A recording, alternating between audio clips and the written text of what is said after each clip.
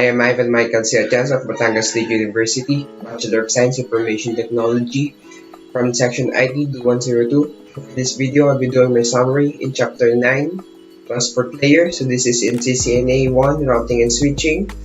So let's start. Data networks and internet support the human network by supplying reliable communication between people. On a single device, people can use multiple applications and services such as email and web, instant messaging to send messages or retrieve information. Data from each of these applications is packaged, transported, and delivered to the appropriate application of the destination device. The processes described in OSI transport layer accept data from the application layer and prepare it for addressing of the network layer. Source from computer communicates with the receiving computer to decide how to break up data into segments, how to make sure that the segments get and how to verify all the segments arrive. When thinking about transport layer, think of shipping department preparing a single order of multiple packages for delivery.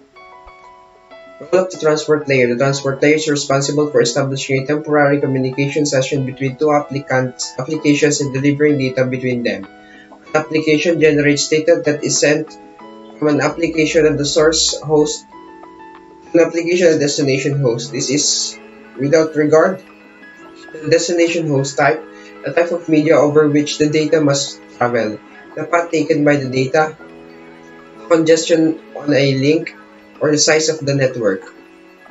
Transport layer responsibilities tracking individual conversations.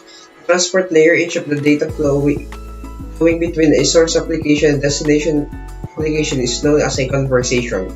Segmenting data and resembling segments, data must be prepared to be sent across the media in manageable pieces.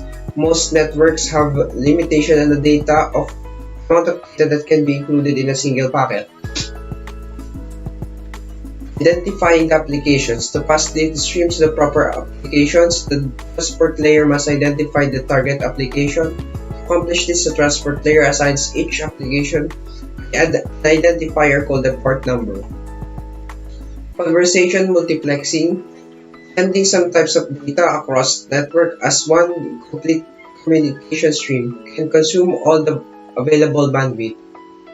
This will then prevent other communications from occurring at the same time. It would also make error recovery and retransmission of data difficult.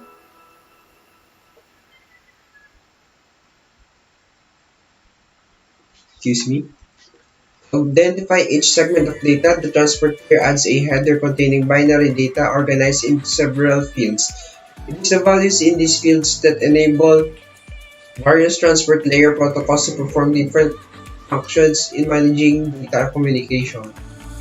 The transport layer is also responsible for managing reliability requirements of a conversation. Different applications have different transport reliability requirements. IP is concerned with the structure, addressing, and the routing of the packets. IP does not specify how delivery of transportation in the packets takes place. Transport protocols specify how to transfer messages between hosts. TCP is considered a reliable, full-featured transport layer protocol which ensures that all the data arrives at the destination. However, this requires additional fields in the TCP header which increases size of packet and also increases delay. TCP transport is analogous to sending packages that are packed from source to destination if shipping order is broken up into several packages. A customer can check online to see the order of the delivery. With TCP, there are three basic operations of reliability: numbering and tracking data segments transmitted specific host from a specific application, acknowledging received data, retransmitting any acknowledged data after a certain period of time. UDP provides the basic functions for delivering data segments between appropriate applications. With very little overhead of data checking, UDP is known as a best effort delivery protocol. In the context of networking, best effort delivery is referred to the unreliable because there is no acknowledgement that the data is received at the destination. With UDP, there are no transport layer processes that inform the sender of the successful delivery. UDP is similar to placing a regular non-registered letter in the email. The sender of the letter is not aware of the availability of the receiver who received the letter, nor is the post office responsible for tracking the letter for informing the sender if the letter does not arrive at the final destination. The right transport layer protocol for the right application. So this is UDP and TCP. TCP features. Establishing a session. TCP is a connection-oriented protocol. Reliable delivery. In networking terms, reliability means ensuring that each segment the source sends arrives at the destination. Same order delivery, because networks may provide multiple routes that can have different transmission rates, data can arrive in the wrong order. To control, network hosts have limited resources, such as memory and processing power. TCP header. TCP is a stateful protocol. It's a protocol that keeps track of the state of the communication session. To track the state of session, TCP records which information it has sent, which information has been acknowledged.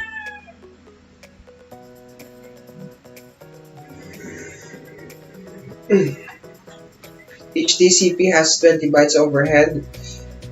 Header encapsulation of application layer data. Source port 16 bits, destination port 16 bits, sequence number 32 bits, acknowledgement number 32 bits, header length 4 bits, reserved 6 bits, control bit 6 bits, window size 16 bits, checksum 16 bits, urgent 16 bits. UDP features. Data is reconstructed in the order that is received, and the segments that are lost are not sent. No session establishment. Does not inform the sender about resource availability. UDP header.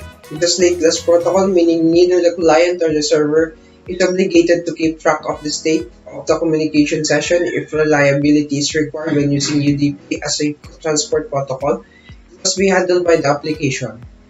One of the most important requirements for delivering live video and voice over the network is the data continues to flow quickly. Live video and voice application can tolerate some data loss with minimal or no noticeable effect, and are perfectly suited to UDP. Port number. Source port. The source port number is dynamically generated by the sending device to identify the conversation between two devices. This process allows multiple conversations to occur simultaneously. It's common for a device to send multiple HTTP service requests to a web server at the same time. Each separate HTTP conversation is tracked based on source port. Destination port. The client places a destination port in the segment to tell destination server what service is requested. For example, when a client specifies port 80 in the destination port, the server that receives the message knows that web services are being requested. Socket pairs. The combination of source IP address and source port number. For the destination IP address, the destination port is known as the socket. Sockets enable multiple processes depending on a client to distinguish themselves from each other. The source port number acts as return address to the requesting application. Port number groups. Well-known ports. These numbers are reserved for services and applications. Registered ports. These port numbers are assigned to IA the requesting entity used to specific processes or applications. Dynamic or private port, also known as ephemeral port. These are usually assigned dynamically by the client's OS when a connection to a service is initiated. The nested command. The nested command will attempt to resolve IP address in domain names and port numbers well-known applications. TCP establishment. Step 1. Initiating client's Request client to server communication session. Step 2, the server acknowledges the client to server communication session. It requests a server to client communication session. The initiating client acknowledges the server to client communication session. To close the connection, the finish FIM control flag must be set to a segment header and each one-way TCP session. Step 1, when the client has no more data to send to the stream, it sends a segment with the fin flag set. Step 2, the server sends ACK to acknowledgement and receipt of fin. Terminate the session from client to server. The server sends a fin to the client to terminate the server to client session. The client responds with the ACK to acknowledge a fin from the server.